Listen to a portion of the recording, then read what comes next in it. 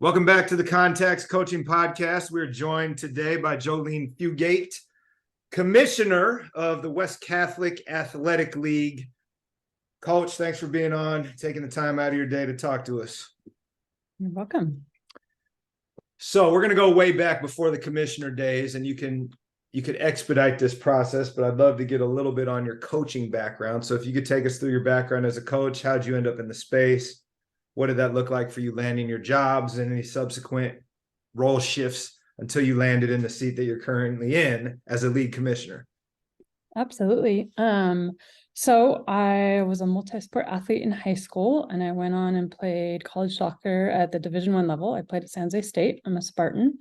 From that point, I got into coaching club soccer. And so right out of college, I was still playing a little bit and then coaching club. And at that point, I think I had 3 club teams, and I was doing private trainings and just, figuring life out. And I was at a club tournament in beautiful Hanford, California, having lunch between games with parents of my girls. I coached high school age girls at that point as well. And one of the dads just randomly said, "Hey, they just let our high school coach go. Would you be interested in coaching high school?" And at that point, it wasn't a no, but I hadn't really thought of it. I was just heavily into club. I had played club and that kind of stuff. And so I remember talking to my parents. I said, "Did you give it a chance?" So I went and I applied and got hired. And that's kind of the magic story of how I got into high school. Was literally some guy asking me to put my application in. And where was that? At Valley Christian High School. Okay. So that was back in 2003. And so sort of an amazing journey from that point, because I, had to figure out what I wanted to be when I grew up. As my dad said, I couldn't play and coach forever, but I found a way that I could play and coach forever. And so from there, I came in my first year, had a great group of girls, had success early on, and just fell in love with high school, got into substituting, and then I went up teaching biology. I taught general biology for a couple of years. Then I taught honors biology. And while I was doing honors biology, I became an assistant athletic director. And at that point, I was still coaching full time. I did a little bit of softball coaching also. So that was my other sport that I helped out with there. And then in 2006, I got into just athletic administration, and then kind of never turned back. I was high school athletic director, and I still was coaching all the way up until 7 years ago. So in our league, we've been around a little over 50 years. And the running joke before me was it was Ed Finley for 25 years, and then Ed Ravenscroft for 25 years. And then they hired me. So that was part of the funny part of the application thing, was I wasn't Ed and nor was I male kind of thing. That was a running joke for a while. And so I took over 7 years ago, and then I've been the WCAL commissioner since then. So stepped away from coaching, stepped away from the community and everything, and doing this now. Love it. Thanks for giving us that background. And it's interesting in many ways, especially since the Kevin Bacon 6 degrees of separation effect of Ed's Ravenscroft's kid played at UC Davis in the basketball program there the year before I got there. So small world. But yeah, let's go back to your career as a 3-sport athlete, and then your matriculation to college, your whole journey, and now you're back in the commissioner seat. And this is kind of my soapbox, so I'm going to get your take on it. But I would love to know, because you were a club coach, you were a 3-sport athlete, all of this. I'm not even going to ask you a specific question. I just want to know what your take is on what I call the youth sports industrial complex, and how they are destroying is a very strong word, but they are challenging the ability for kids to understand the value of being a multi-sport athlete in this day and age. And I would love your take on that, and however you want to frame or spin that introduction. Yeah, absolutely. I track right with you. I love that we use the word challenges as well in our league. And I think just kind of like we were saying, my journey, I I was a multi-sport athlete in high school because I was athletic. And, and so then people are like, hey, so I grew up in Colorado. So I did cross country, basketball, and soccer. And I was also a multi-club player. Because of snow there, soccer's in the spring. So I was able to do cross country in the fall with club soccer, high school basketball in the winter, high school soccer in the spring, and then club basketball in the summer. And so in that way, but I did it because I loved it and I loved playing and I loved playing with my friends. That I don't think I ever, I think the other thing that's changed is I don't think it was ever like a focus point at that point in my life. Like I have to play college I knew I wanted to go to college. And then my sophomore year, I started getting interest in stuff. And then it was like, okay, now college athletics kind of became more. So I only say that because I think a lot has changed now. I have a kind of off topic. I have an 8-year-old and who's in, playing rec soccer, and just the amount of pressure on my 8-year-old just to be a competitive soccer player nowadays is insane, in my opinion. And so, we play up here in Almaden and we play rec and it's fun and we practice, 2 days a week and we play on Saturdays. But I get emails all the time of come to this training, come to this, and come travel. And thankfully we have made a decision as a family to continue making it fun, because that was my story and that was my husband's story. He was a college soccer player as well, multi-sport athlete. He actually went to Valley Christian High School. He played football, tennis, and soccer there, and then played soccer down at Cal Baptist. So for us, it's we want our son to try a bunch of things, and when he finds out what he likes, rather than kind of pushing it that way. So I say that with that part. And then even with college into there, I will say this is college was one of the hardest, playing college sports was one of the hardest things I did. It wasn't what I thought it was going to be. You think you figured it out, and then you go to this pond where all of a sudden there's a lot of you instead of you were, kind of one of the better ones, and that thing.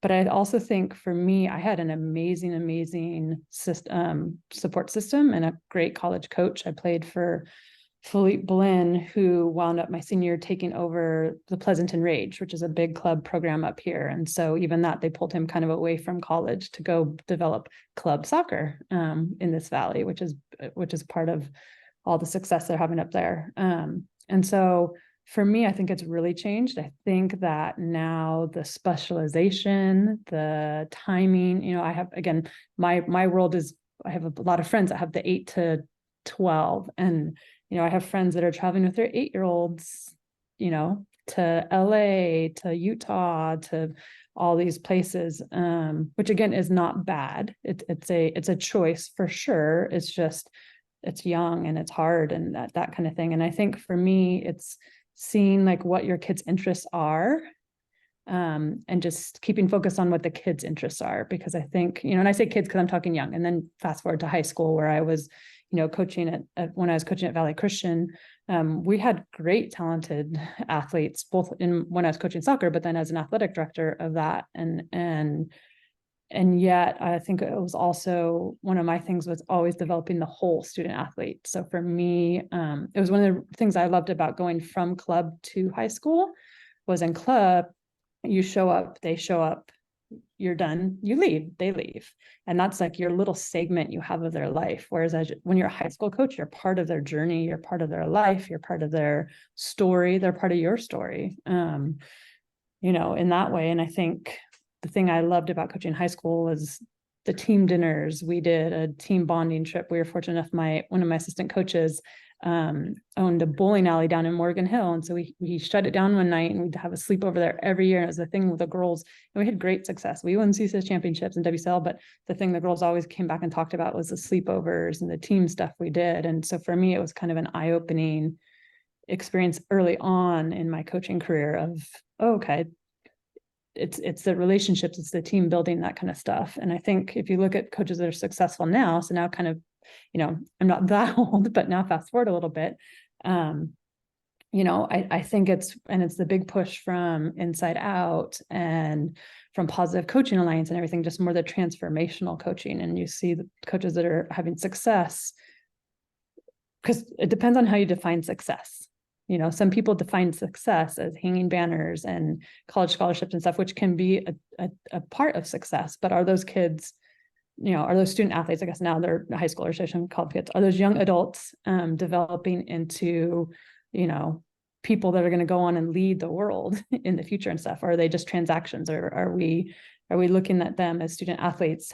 They're good, they'll get us what we need, and then we move on. So it's a thing we talk about a lot with our coaches, is just a transformational aspect of coaching of that. And I think it's hard. I mean, you read all across America, but, you know, I think it's very hard, it's, you know, in the Bay Area too, just of all the pressure and all the time and the money and the industry that sports has quite become. Yeah, no doubt. I appreciate that answer. And I've got a lot of things I want to ask you, so I'm trying to put them in the order. So we'll stay on that theme for a second in regards to how do you, I'm going to backpedal. I'm going to pivot to something that I don't know what your answer will be, because I don't know how much you get to see people practice anymore and play. Mm-hmm. But one of the things I usually ask as a follow-up to the multi-sport conversation for coaches is, what have you learned watching other teams that you've been able to bring back to your group that is not from your discipline, right? So as a soccer coach, what are you seeing in basketball that you're utilizing? But as the commissioner and as a former AD, I would love for you to take your own spin on it. You could answer that by all means, because the genesis of the question is, there's so much out there that you can utilize to grow if you don't get stuck in tunnel vision of, I can only watch other basketball coaches or soccer coaches, right? Yeah. So I would love to know, because again, I don't know the breadth of how much you get to be in the weeds now as the commissioner, but things that you have seen that you have essentially traded with somebody else because it was so good. Like anything on your list of that just over the years that you're like, yo, these are 3 things that could really like drive your program no matter what sport you're doing? Yeah. I would say one, you know, I watched baseball a lot as an athletic director. When I was at Valley Christian, we had a very successful baseball program there. And I think coach did a really good job of developing.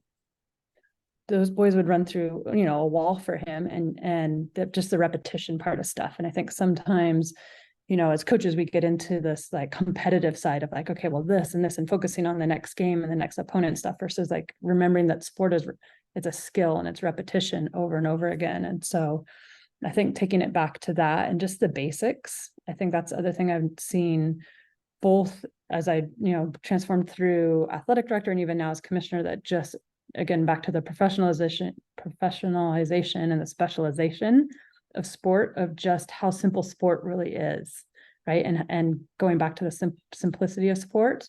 And then the other one I would say would be the finding ways within it, and male, female, I don't think it matters, but just finding ways to make the game fun. And I am like uber competitive, right? Justin, you know me, I'm super competitive. So I think people think that you can't be fun and competitive nowadays. And I think you can have fun and be competitive. And so you watch some really great coaches know how to make their practices fun, right? You hear of the burnout. This is why student athletes get burnt out, is because it's not fun anymore. They don't get burnt out because, you know, they're not meeting this need or that need. A lot of the reason student athletes burn out nowadays is because it's not fun anymore. It's not social for them. And so I think good coaches, especially good high school coaches, find a way to incorporate. So whether that's, you know, home run derbies in baseball, you know, knockout in basketball, it's okay to play knockout in basketball every once in a while. It doesn't have to be, you know, fast break and press and all this stuff. And so, and that one thing we always did at Valley Christian, we were fortunate to make playoffs quite a lot. And the Friday before, right, because you always play on Saturday, we knew who our draw was. And the Friday before was our annual kickball game.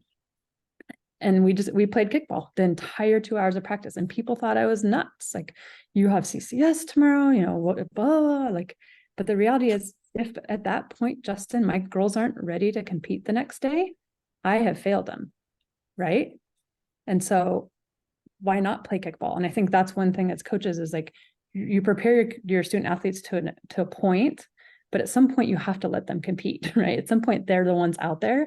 And so I think the more you can bring these little parts into it, and it was a thing, and I mean, girls, looked forward to our annual kickball. And what it did, it became a reason to get to CCS. And so it was like, okay, well, we want to play kickball, let's get there. And then obviously the byproduct was that.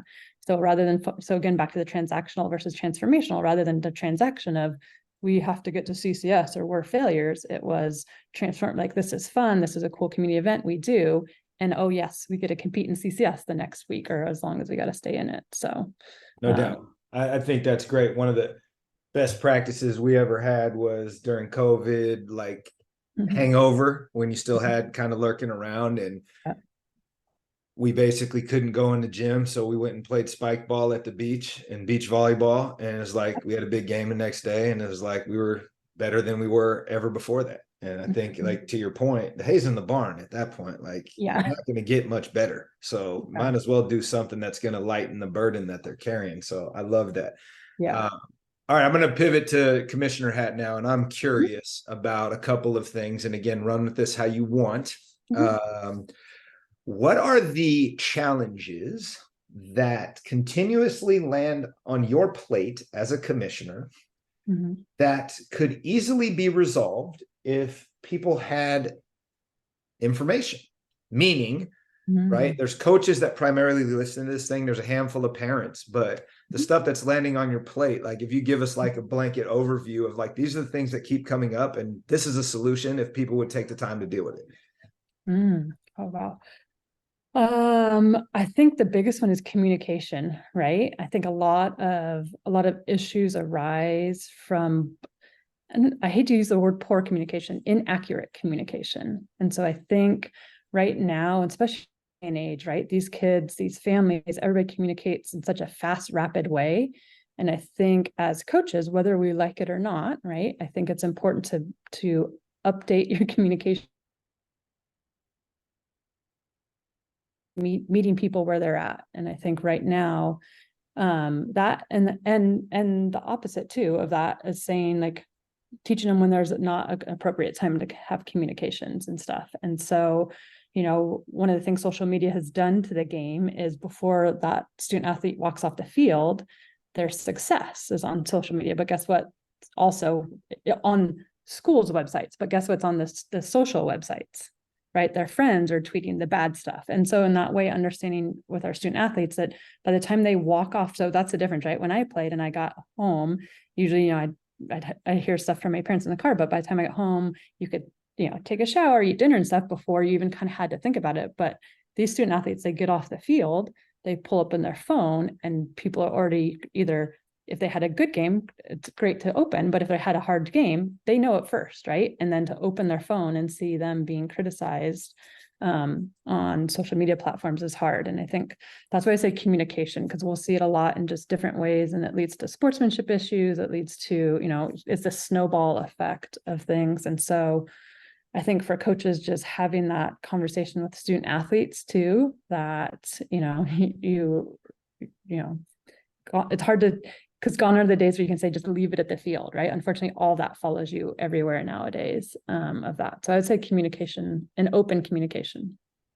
No, that's great. And I think you're dead on in the fact that the times are so different. And we joke about this at school in regards to the stuff that we were doing growing up in our era. Would have ended real quick if everybody had a camera with them at all time, right? All times. And that's basically how these kids are living out their lives. And the pressure of that's got to be really heavy. And so I think that's... Can I say something on that note too? Oh, for sure. And the pressure that we put on them, because so that's just in their immediate life. But then, like, if I pull up social media right now, I'll just speak soccer because that's my language right now, but like, I can see all the best college play, all this stuff right now. And so if I was sitting in a seat, if I was a student athlete right now, it's like, well, I have to do that to be good enough. Right. And that's so hard, right? Like, we didn't have that. Like, I had to challenge people in my team, in my bubble, but I never had this outside world of like, oh, well, this is what it's like here. This is what it's like. And I think we've made this world of, we've put them in this social media world, right? Whatever whatever it is, any platform that you want to say it is, but Right. they've seen like, this is what the world says it is. And the reality is people always put their best foot forward on social media, No right? And doubt. so helping kids understand like, no, that's not always reality of what it is. Yeah, no, and that's a great take. And I think the more that kids, parents, coaches, everybody, all of us can learn, there's a filter there, right? You're not Mhm. seeing everybody's bad day. You're seeing Yeah. everybody's great day. And so Their that's best. not real. Yes. Um, Yeah. okay. I want to know, because you made this comment earlier about college athletics wasn't what you thought it was. Mhm. And being the commissioner of the league that you are, and for those of you that aren't aware, the West Catholic Athletic League is the Northern California version of the Trinity League down south, where it's all the best programs in the area. Send a litany of athletes from every school to collegiate athletics every year. So you have great familiarity with this. Mhm. Can you describe what you meant by that? Because I think most people have this dreamlike version of what they think college athletics is, Mhm. and then the reality strikes. And so what would you say to articulate why it wasn't what you thought, and what advice would you give to people who think that may be something that they want to do? Yeah. All right. So first, what I meant by that. So I grew up in Colorado and I came out here and they did a great job recruiting me. Like I said, I played at San Jose State. They brought me out. They took me to Santa Cruz. They took me to Los Gatos. So again, they made me think that the environment, like it was a certain way. And so even just that part of stuff. And at that point in the WAC, we were playing in Hawaii. So of course, Colorado girl, I was like, oh, I get to go to Hawaii every year. Oh, for sure, I'll go there. So part of just like being a little naive in my recruiting process of, again, back to, and that it happened in person, but now it's happening in social media of always putting the best out there, right? Versus asking those tougher questions of like, where am I going to live? What is it like out here? And then the other thing I would say is competition wise, like I was saying, I was a talented high school student athlete. Got a college scholarship and then came out here and not understanding until I got there that everybody was a talented high school athlete that's coming out here now. And so it was rough. Back then there was 28 on the squad. I think they're bigger now, right? It's 28 on the squad and only X amount traveled. So you didn't even get to travel. So just because you were on the team didn't mean you even got to play. And so it was just competition, weights. We lifted every morning. And again, lots has changed. Back when I played, we lifted with football players. Now there's actually female strength and conditioning coaches, which is awesome, which I appreciate because I was, doing deadlifts and squats, which now they're saying, why are we having female athletes deadlift and squat the amount that they were having us do back at that time? And so I think for that was one, and then just the time management part, right? Like I don't think you realize how much time goes into being a college athlete. So they basically, I hate to use the word own, but they owned you from sun up to sundown. I had no free time. I had no, which is good, keeps you busy, keeps you out of trouble and that kind of stuff. But also, for me, it took the love of the game away for a little bit. I had to find a way. I had to find a reason to keep playing. I had to start playing because I wanted to versus like this was a fun thing to do because it was hard. It was competitive. And I'll say this, I watch college soccer now and professional, and they're way more physical and it's way harder. Like maybe I would have evolved as an athlete, being an athlete now. But I think the game has changed as well. And so I think for student athletes, that would be the biggest one is, and kind of segueing into your answer to your second question. I think, and I did this all the time at Valley Christian as athletic directors. I think it's really, really, really important to make sure you research the school. And the one thing I always told my student athletes, whether it was my soccer girls or if I was meeting with another student athlete on our campus, was imagine being at that school and you had a catastrophic injury. Would you still be happy there? Because I wish somebody had told me that, right? And I love San Jose and I wound up getting my job here and I met my husband here and I have 2 kids and I love what, obviously God had a way bigger plan than I did, but I wish somebody had told me that.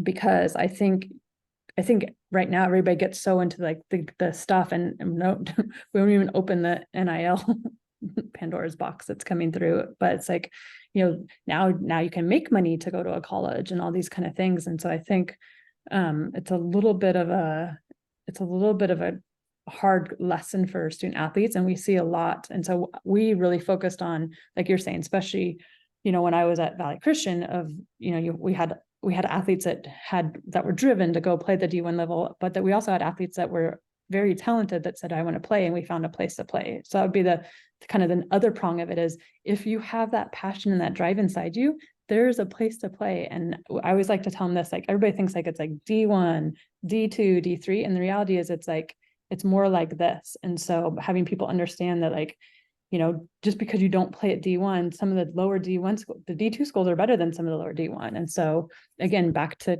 this, this pressure from the outside of status and all the stuff that matters, is my biggest thing that anybody listening would be, if you want to play, there's a place to play. Just make sure it's where you want to play.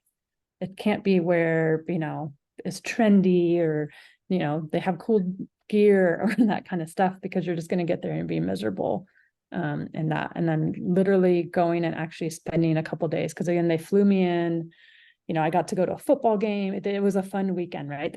It was recruit weekend. So they do it very smart. They're very smart, the colleges, to bring you in and make it a big fun event and stuff. But I never had any chance to actually ask questions when I was out here. And so I'm very thankful and fortunate. I had an awesome coaching staff, or I don't know if I would have survived on my own. No, such a great answer. And there's so many things that I want to follow up on, specifically your comments on they own you. It is a full-time dusk until dawn job. They're paying you to go to school. Yeah. And your talk track on figure out what type of experience you want, because from a level standpoint, it's completely different. I always think people get hung up on I'm D1 or bust. And it's like, look, only 3% of the world plays college athletics anyway. So like, level is not important. To your point, where do you want to live? Right. Used to ask at Davis when I was coaching there, one of the questions that you wish they had asked you, we asked. It's like, if you fell down the stairs your first day here and could never play basketball again, do you want to be here? And it's like, oh, that's a very interesting question. Yeah. Right. And I think people need to embrace that. One of the things I ask our kids as they're going through that process, and it's a tongue-in-cheek joke, but it's like, okay, you want to play college X, whatever sport. And it's like, what does that mean to you? Does that mean you want to go to Backwater Tennessee Tech and play? Or does that mean like you only want to go to schools that fit your profile?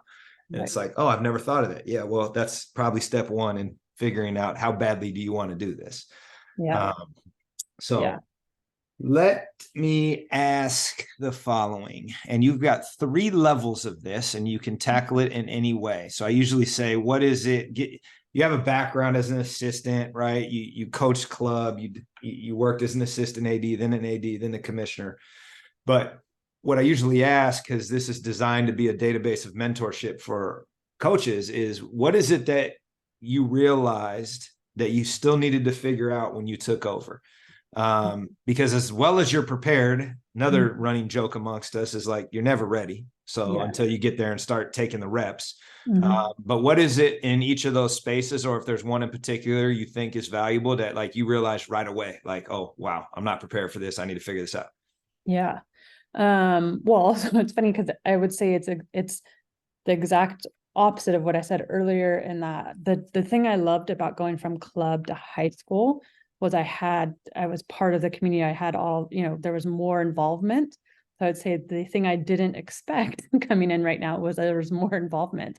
And the way I say that is because, again, with club, you show up, you coach, and typically you have like a team parent, you have somebody that organizes a bunch of stuff. And then when I got into high school, you have your athletic director and you have that are helping, but now you're talking transportation. There just was so many other things, and you had kids' grades and, mental health of student athletes, all these things. And so for me, it was kind of the all other stuff. Like, I loved coaching. I loved impacting student athletes. And then I had to learn really fast, like, okay, well, coaching in high school, though, you have to do this other stuff. And it's not bad stuff. It's just I wasn't prepared for it. And so for the coaches, that might be making that transition from club to high school, just understanding that it's not, you don't, and we say this a lot because again, in our league, right, we have great, amazing coaches, and a lot of them have other jobs, have other things, are going maybe from high school to club. And so we are always encouraging our coaches too, like if practice is at 2, you can't show up, or I guess at 3, right? You can't show up at 2:59 and then leave at 5:01 and expect to be a qualified, competitive, impactful high school coach. You have to put more time in. And so I guess it's the time around, right? A lot of times you get brought in and they tell you this is your time frame, understanding that is more than that. And so just balancing time outside of the coaching part of it, of what other stuff, because the other thing you'll happen, and I think this, you see this in any level and any gender, of just these kids, you have such an impact on them. They want to have conversations with you, and clearly they're not going to have conversations when they're running drills or they're in the middle of a competition. And so this is the stuff that happens before practice, after practice. Whereas again, back to that, and maybe things are changed, but I remember as a club coach, like you were done and kids got in their cars and left, because that was just kind of more, that's the club model, right? You don't really sit around and talk about things, and and life happens at school, right? I mean, you know this, Justin, like things go on at school, and sometimes you have to, that's more important than what you had planned for practice that day, right? That's way more important. Whereas kids go to clubs sometimes to get away from other things, right? They go to escape from their day. And this is a place where, because clubs coming from all different communities. And so now I don't have to deal with whatever is going on. Whereas with high school, like you get whatever's in their backpack. We talk about this a lot, right? Kids carry backpacks. Whatever's in their backpack for that day, you get at practice as well. No doubt. And I love that. And I wanted to just go to that before you have anything to offer on the AD and the commissioner role. But I often, I want to say talk, but kind of have conversations around our off-campus coaches figuring out how to evolve their connection in a meaningful way. Yeah. Because they don't have the day-to-day interactions. They don't have the points of contact, especially at a boarding school like ours, where it's like you're in the dorms with the kid, you teach the kid and you're coaching the kid, right? They're coming here, they're doing a particular job, and it's almost 1,000 times harder to be transformational unless you're intentional about the ways in which you're showing up in that kid's lives, by attending other sports, by communicating with the families. And to your point, I've never even thought about it that way, where some of the kids are playing club sports to get away from whatever's going on, so they don't have to bring their backpack with them. But it's such a sage piece of advice for on and off campus coaches to think about, like, hey, what are they bringing with them that has nothing to do with your sport, that you're going to have to unpack as you go through your routine and schedule. So that's wisdom, shall we say. Any thoughts on the other two roles? As far as what I didn't like, like it's a learning curve, right? Oh, I mean, we joke all the time, like going from assistant to head coach, you go from being a recommending body to a decision maker, right? Same thing, assistant AD to AD, and now AD to commissioner. It's like there's different things. Yeah, I would say for athletic director, for me, it was the amount of time. So for new ADs listening, and hopefully stick it out, because and Justin, this is why we like teaching the new AD classes, because I think my first year, you kind of think like, oh, okay, I like sports and I coach and I love kids and this kind of thing, and then just the time. I think I pretty much hit my, my steps every day in that first year, because just finding that out, and then learning to set the other one that was really important. And I think this is important with coaching too, is I had to learn to set my boundaries. Because right, I'm laughing because I'm going to tell you in a minute, I'm the opposite of that, but we'll talk. Yeah, because if not, especially in athletic directing, right, I think it can swallow you up, and in a good way. Like I loved it. We always joked, like it's like the athletic of like a vortex, right? And you don't really realize you're like spinning in it until you kind of step back a little bit of that. And so just healthy boundaries of, and I joke with that because my first year when I was still in the classroom, I remember like I'm teaching honors biology. So I'm not teaching, all classes are very important, but I was teaching a very academic class. And I think we were doing a dissection or something. And I remember one of my cross country coaches coming in and was like, Jolene, I need to talk. I'm like, and all my honors students are looking at me like, what do we do? And so it just was like this whole thing, right? But the coach needed me because it was something really serious and important. So he needed me. It was right, but also having that. And so I had to learn pretty fast of how to set boundaries around. And even now, I'll float that into commissioner. People, before I say like the first year, people always ask me similarly of like, what was the biggest transition from athletic director to commissioner? And I would say the community. And it's funny because I stepped away, right? I stepped away from a big family. I stepped away from coaching. But then I had to shift my mindset into, well, now I'm part of bigger communities, right? So I left one community, but now I'm still with that one plus 9 more, or, with our supplement of 10 more communities.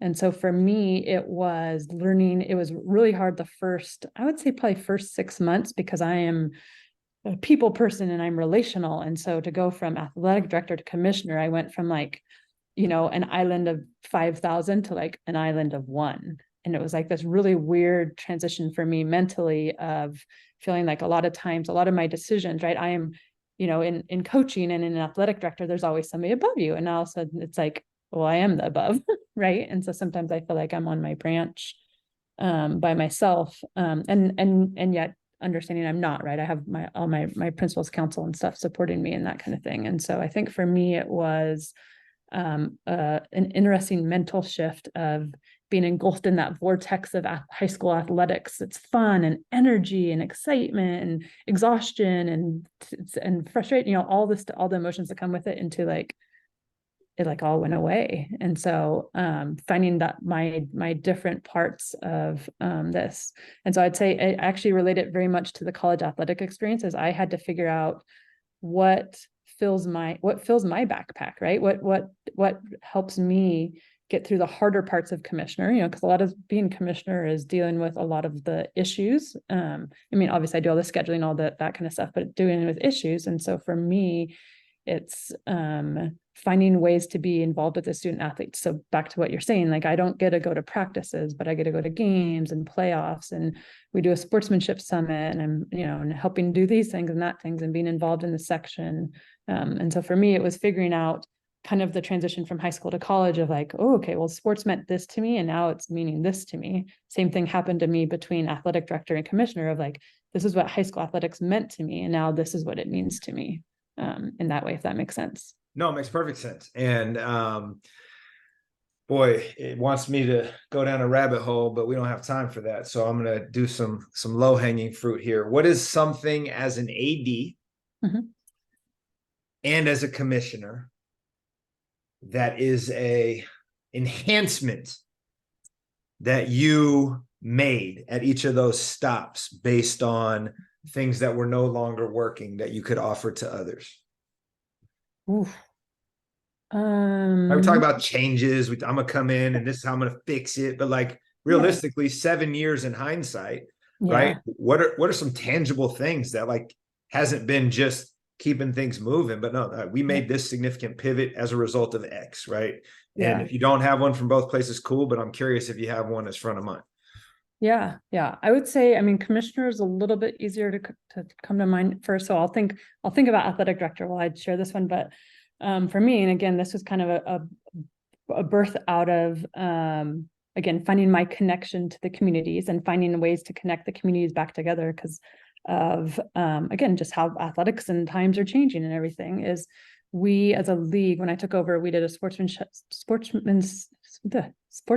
summit one time a year. And it was awesome. And I had fun in 2016, just as much, it was just as exciting as it is this one we did last week. But the difference was, it was like, okay, well, we're doing this in September, and then we're expecting our students and our communities to have good sportsmanship through the entire school year. Not all sports are represented, not all teams are, and so this whole thing of like, so we spent some time, as one of the things we did through COVID was just came together as a community. I don't know what you guys did down south, but in our league, partly because people missed connection, but I met with athletic directors once a week on Zoom, and it was awesome. We stayed connected. We talked about things, of that kind of thing. And we started dreaming up these things of like, what could we do better? What do we want? And so this is our second year of doing sportsmanship summits. And so now we do it in the fall, winter, and spring. And we bring together athletic directors, activities directors, deans, and a student athlete from each sport, at least one, and then student leaders. So again, instead of saying like, okay, sportsmanship here, we're just going to say this to you and go put it on a poster and hope everybody listens to it. Now what we've done is we brought everybody involved in it, right? Because when you're talking sportsmanship at basketball, let's take your sport, it's not just the athletes on the court, right? It's the fans, it's the parents. So now we need our student leaders, we need the parents, we need or that's student activity directors, we need the dean, so whoever in your school is kind of in charge of those, we've brought them together. And we're far from perfect, I will say that, right? And that kind of thing. But we've taken such an emphasis in our league about proper sportsmanship and it leads to other things, right? Then we talk about like the lack of officials due to poor sportsmanship, this because of poor sportsmanship. And so how can we transform that into something that helps keep high school athletics going in the right direction, like you're saying? So that would be one. Athletic director. So this is a funny one, but just for the ADs out there, is we tried to appease everybody with spirit wear. I don't know what people call it at their different schools, but gear basically, right? And so we had this mantra of, if grandma is cold at a football game and she wants to come to the, we called it warrior wear, a warrior wear table, we need to make sure we have her size and her design that she wanted. And it worked, but I'll tell you this, financially, it was not a good plan. Inventory wise, it was not a good plan. Our branding, it was not a good plan. And so I actually did this I got my master's in 2008. So it was part of the things I was getting into athletic directing. The school supported me getting my master's degree in administration. And it was actually my project for my master's degree was how to take this, and same thing, like, baseball had this on their shirts and over here, girls basketball had this. And so it's like, we didn't look. And now if you look, we streamlined it. And the thing it did was now it was like, we took the VC and then now the only thing it changed was like basketball or soccer, that you couldn't have a different logo. You couldn't have this. And the other thing it did was that we learned that grandma wasn't mad if it wasn't perfect, right? Like this was what we felt like we needed to do, but now it was more standardized. So it was probably one of my biggest projects over the course of my time as athletic director was getting rid of, you guys, we had not even a closet. So we were up on the top floor. And so we were at the end of the building. It was like a hole in the wall and you climbed in there and it was like in the roof line. I kid you not, probably, I don't know, 60 boxes of stuff all streamlined down into that. And then and then at that point, obviously partnering with Bill Stryker at Sports Package, this is kind of where he started developing Sports Pack. And then we moved it all to online. So just a transition from, tons and tons of inventory. And we're talking about like, again, back, like the VC and like plaid, like nobody needs a plaid VC. It's not a school color, right? No. And so this kind of thing. And now everything, like my little guy goes to the elementary and like his it's so fun to see, right? Because his PE shirt is the same logo that we put together up in athletics. So finding ways to do, and back to like what you're saying is because the other thing was realize at the end of the football game, when everybody went home, who was lugging all that stuff back to the athletic office? Me and my staff. And so all of a sudden it was like, wait, we don't, but that was the mode, right? Like, well, in case it rains in September, knock on wood, because now I don't want rain to come, but we have to have umbrellas out there. So we would lug, and those of you guys have been at Valley Christian, the football field and the athletic office are about a mile apart. And so we'd put them on carts and we'd spend all day for home football, lugging all the stuff out. The football game would get over and we'd be there till midnight, taking it all back into that. So just the whole trying to, my challenge or my thought would be, just because it's done a certain way, maybe look for a different way to do it. It's not offensive. It's not, hurting anybody's feelings, but there might be a smarter way to do something. No doubt. And that leads me to my last question that I always ask, and then we'll wrap up so you can get to your next meeting. What have you most recently changed your mind on? Meaning, I used to be over here and now I'm over here, and here's why. And it doesn't have to be athletics related. It can be personal, whatever, but it's the growth mindset that you just mentioned, where you're intentionally challenging the way you're doing things and sometimes making a complete pivot to something else. Yeah.